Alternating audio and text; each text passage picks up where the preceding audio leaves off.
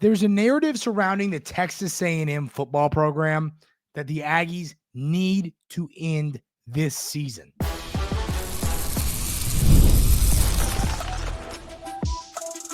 You are Locked On Aggies, your daily podcast on the Texas A&M Aggies, part of the Locked On Podcast Network, your team every day. Welcome on into Locked On Aggies. I'm your host, Andrew Stefaniak. Thanks for making Locked On Aggies your first listen every single day. Today's episode is brought to you by our friends over at FanDuel. Super Bowl 59 is here, and there's no better way to make every play more exciting than with FanDuel Sportsbook. New customers can bet just $5, and if you win, you'll score $200 in bonus bets. Download the app or head to FanDuel.com to get started. On the show today, ladies and gentlemen, we're going to preview the Oklahoma game between the Aggies and the Sooners on the hardwood. I want to talk about a little bit about how Coach Elko, I think, has done a great job of proving he can recruit, which was a concern for me, and I'm going to discuss why that's put to bed.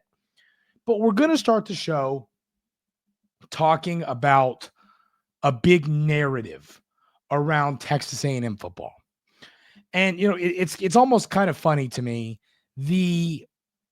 Looking at, I remember when I first started hosting Locked On Aggies, heck, it's almost been 2 full years, which is a little crazy. I'm getting old. But I mean, since from that moment to now, you know, anytime I talk to a non-Texas A&M person about, you know, what I do for a living and hosting the show and some other things, you know, they always say, I mean, just the common theme I hear about Texas A&M, whether it's on the radio, on TV, from people I meet and tell what I do for a living, I always hear, man, Texas A&M, they're the CEO of underachieving. And you know what's funny? What made me think about this? It was a comment a little bit on yesterday's show. Every offseason we hear the hype starting to sound like the Cowboys. That's kind of funny. But it's hard to not agree with that comment. So I saw that comment and I'm like, I'm going to address this today because now here's what I'm going to say, what no one wants to hear. It's true. It's a true narrative. Texas A&M, especially, I mean, a good chunk. I mean, you can't throw this on Mike Elko yet. That's how I'm going to wrap this conversation. Jimbo Fisher, ever since he was hired as the head coach of Texas A&M, there was a lot of hype surrounding Jimbo Fisher. A lot of talent on his rosters, a lot of excitement around this program. Yet year in and year out, except for 2020, this team has underachieved. We've seen top 10 rankings. We've seen everything and some when it comes to this roster. We've seen hype. We've seen all the belief in the world. But at the end of the day, Texas A&M has not ever lived up to the hype over these last, 7, 8 years. 2020 is a little different. That's beside the point. So you have got to end that narrative. I mean, seriously, those of y'all that live in Texas, though, if you ever go elsewhere, you ever go to another state and, not a state probably surrounding Texas where it's still talked about a lot, but you go somewhere and you say, well, I'm a Texas A&M fan. You go somewhere, you go to Florida or South Carolina or a state like that, right? You go kind of maybe east, whatever, right? You're going to hear a lot of folks tell you, man, Texas A&M, that something about that program, man. They just never seem. Every year I hear Texas A&M, Texas A&M, Texas A&M, and they never pan out. It's what you're going to hear. And I think the way that needs to be fixed is by overachieving.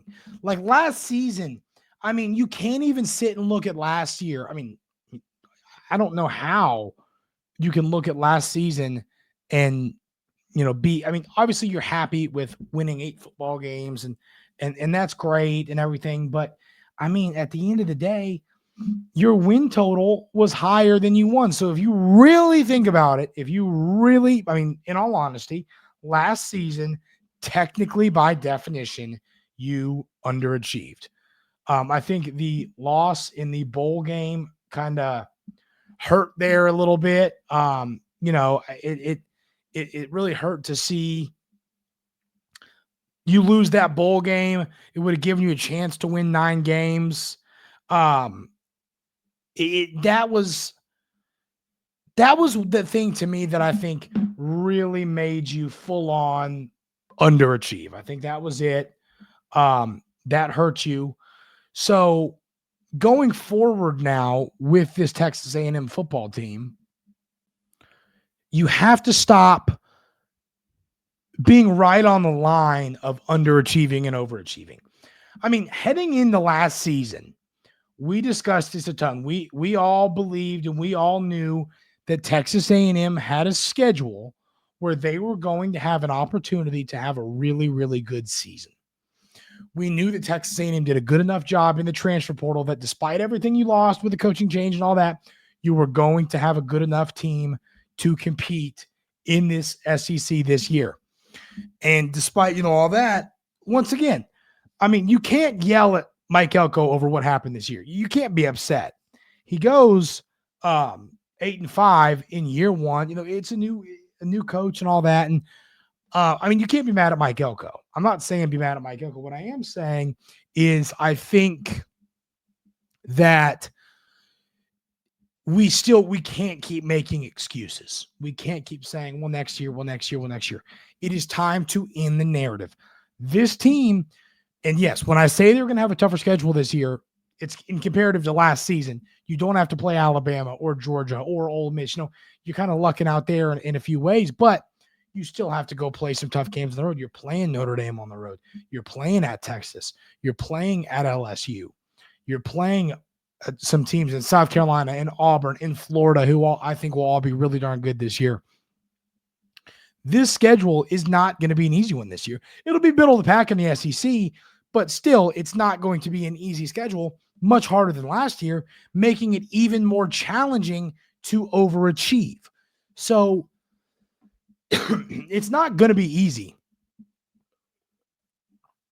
to do this year. It's not going to be easy to overachieve. I'm not saying that it's going to be easy, but it's got to be done at some point. We can't go through this whole calendar year this in 2025 saying, well, I mean, hey, if Elko goes 8-4 and wins a bowl game and you go 9-5 this year, I'm telling you, next year in 2026, we're going to be great.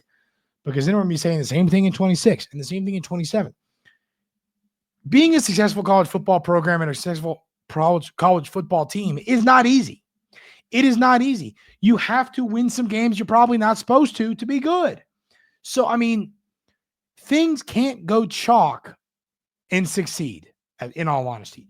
I think if this season goes chalk, you probably go 8-4, maybe even 7-5. And that is, I mean, in year 2 for Coach Elko, not going to be something that has this fan base fired up. So, I mean, I really, really want to see this Texas A&M team find a way.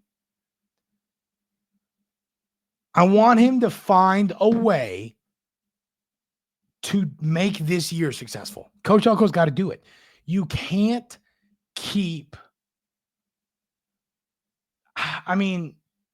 you can't keep doing this, is what I'm getting here. It's becoming frustrating to see this program continually have a lot of NIL money and have a lot of talent, and it doesn't turn into success on the gridiron. It's really frustrating for this fan base, for these donors, for these players, for the parents of the players, for these students, for everybody involved. This is incredibly frustrating. And this is, once again, this is not on Mike Elko right now. But if he doesn't have a good year this year, it's going to start to become on Mike Elko. So you got to succeed in 2025.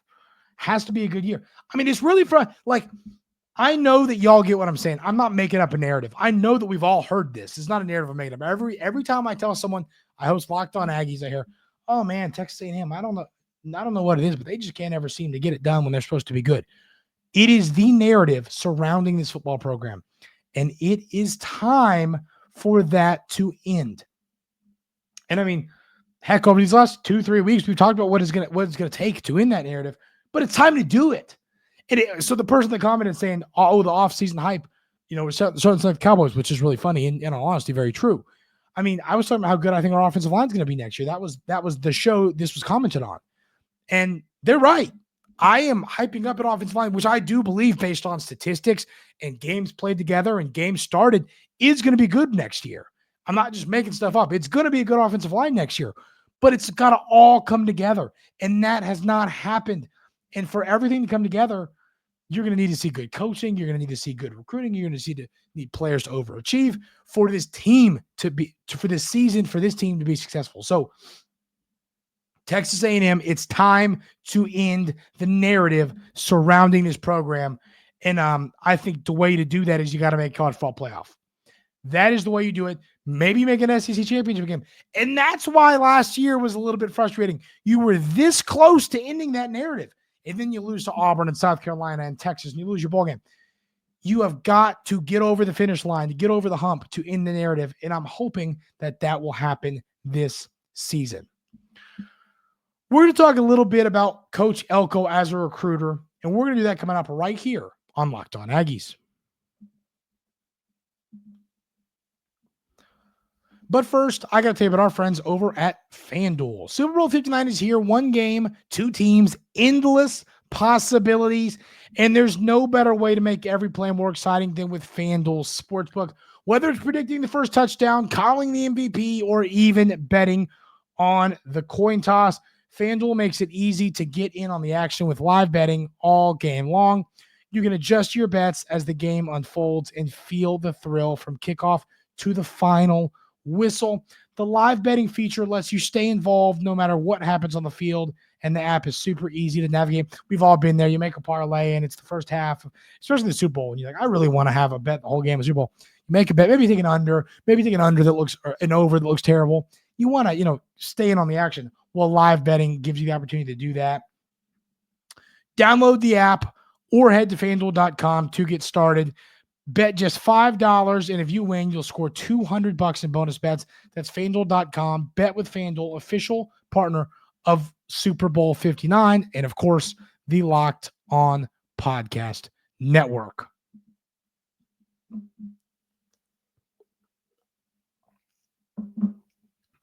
So one point I wanted to, we've talked about this. We talked about it when we had DeAndre Ryden, the soon-to-be Texas A&M running back on, well, I guess he's now technically Texas A&M running back on the show. We talked a little bit about the Coach Elko as a recruiter. When, those of you that remember, I don't know if I'd have to go back and get my full thought, but I was definitely not fully fired up at first when the Aggies hired Coach Elko. I thought that he was good X's and O's coach, but I had concerns about recruiting and all of that. It's also just kind of scary when you get a head coach kind of new to being a head coach. But I think that my opinion on Coach Elko as a recruiter has completely changed. Just like that. I am fully bought in. You can't really look at his recruiting class from 24 because that was mostly Coach Fisher's. So you have to look at the portal. He had the number 4 transfer portal class last year. Then this year, in his first true recruiting class, he has the number 8 overall class. And he does a great job going to pull Jerome Miles and Lamont Rogers, 2 late 5-stars, to really boost up this class. And then he brings in the 8th overall transfer portal class. I think he did a pretty good job of retaining the players you wanted to retain. For the most part, I was very happy with what Coach Elko did in the portal, what he's done in the recruiting class. I think he's also very good at knowing what the problems are, right? When you know what the problems are, it makes it a lot easier to adjust back to help your roster. And, knowing that, I think that it's very exciting that when he sees a hole on the roster, Coach Elko fixes it. We've seen this. And it not just Texas A&M, but you see it all over the country. As a fan base, you go, darn it, we need this.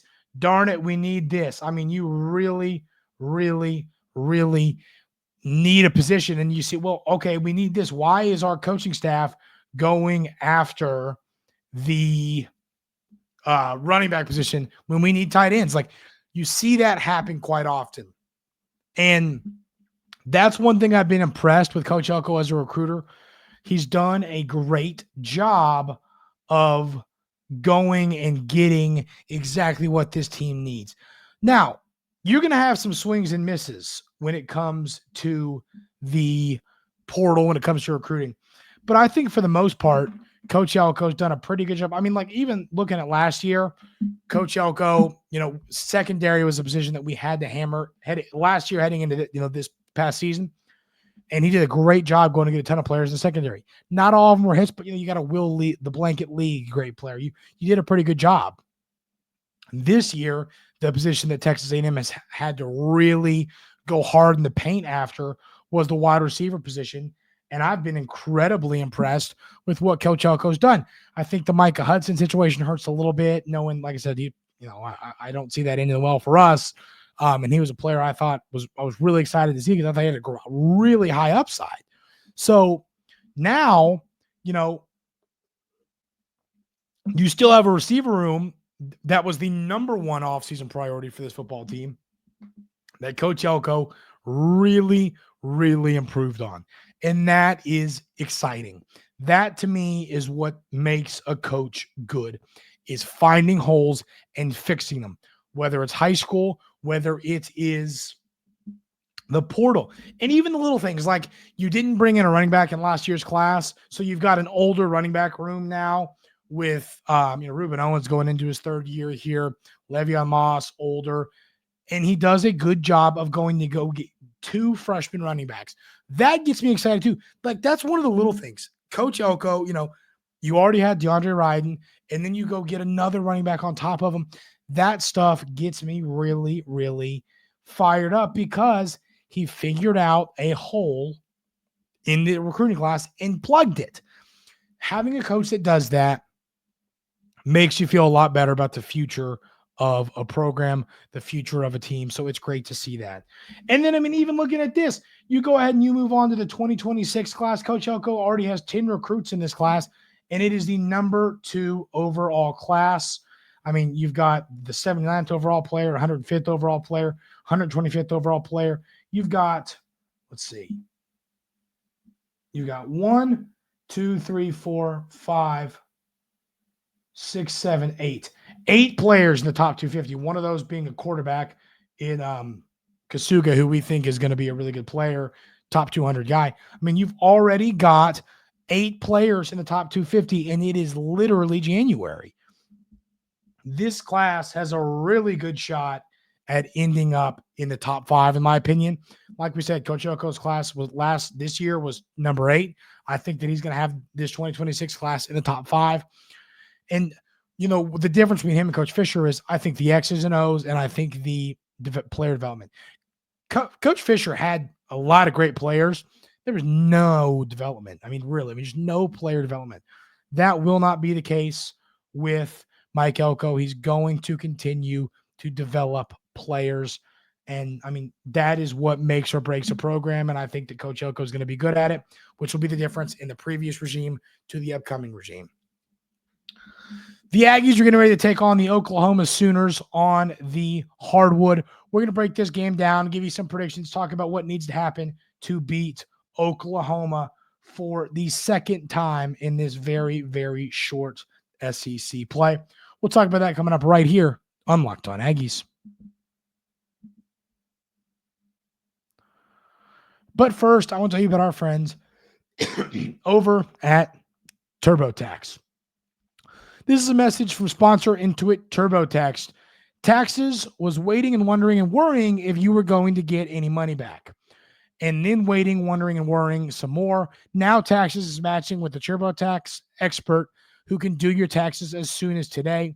An expert who gives your taxes their undivided attention as they work on your return while you get real-time updates on their progress so you can focus on your day. An expert who will find your every deduction possible and file every form, every investment, everything with 100% accuracy, all so you can get money back guaranteed. No waiting, no wondering, no worries. Now, this is Texas. Get an expert now on TurboTax.com. Only available with TurboTax Live full service. Real-time updates only in iOS mobile app. See guarantee details at TurboTax.com/guarantees.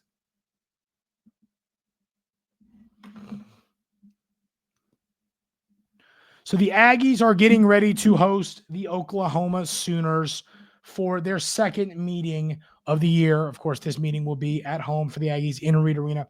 In the first game, it was the Zerk Phelps game without Wade Taylor. Phelps goes for 34 points. I mean, to help the Aggies win this game with no Wade Taylor. To me, this was a ball game where you're not going to, this player, the kid, Goodine, that came off the bench for Oklahoma, who averages 7 points per game this year, who ended up scoring 74. First of all, he is shooting on the season. He is shooting 42.7% from three. He's a veteran player. I mean, he's played a lot of college basketball, but I mean, knowing that he proceeded to go, a guy that averages 7 points goes for 34 while going 9 for 11 from three, 10 of 14 from the field. I mean, that's just not, don't see that happening again. I also don't know if I see Phelps. I don't see him. I don't see him going unconscious from three either. Especially knowing that Wade Taylor is going to be out there for you. So another game where in this ball game, Oklahoma is not a team that dominates on the boards for the most part. I mean, in the first matchup, Texas A&M pulled down 32 rebounds to 27 for Oklahoma, so they out-rebounded them by 5. I think you should out-rebound them by a wider margin. They're not a very good rebounding team. They only rebound the ball about 32 times per game. You out-rebounded them 17-8 on the offensive glass, so you dominated on the offensive glass, which once again, when you see a team like when you play a team like a Florida Gator basketball team that's really good on the glass, it matters. That's when it kind of becomes a stalemate. But I mean, this can be a way that you have an advantage here. I'd love to see more playing time for Wilcher in this game for the Aggies. I mean, he's the best shooter on this team, in my opinion, and I want him to continue to get more and more shots. This game, after the loss to Texas, it feels like a must-win game to me. I mean, you can't lose your unranked home games. You can't lose any home games, in all honesty, but I really think you need to find a way to win this one. I mean, just a 2-game losing streak, knowing that you're opening up the month of February with a road game, even though it's South Carolina, it's still a road game. You really need to find a way to win this one at home against Oklahoma in the pink out. So would love to see that happen. Would love to see Wade Taylor and Zerk Phelps play well, but also I want to see Wilcher continue to get going. Want to see him get more shots up. I think that he's going to be a player that could get hot and help this Texas A&M team make a run in the month of March. That is going to do it for today's episode of Locked On Aggies. Thank you all so much for being here every single day. I really, really do appreciate it. Hope everyone enjoys the basketball game tonight. It's going to be a fun one coming up later this evening. Have a great rest of your Tuesday, and we will see y'all tomorrow right here on Locked On Aggies.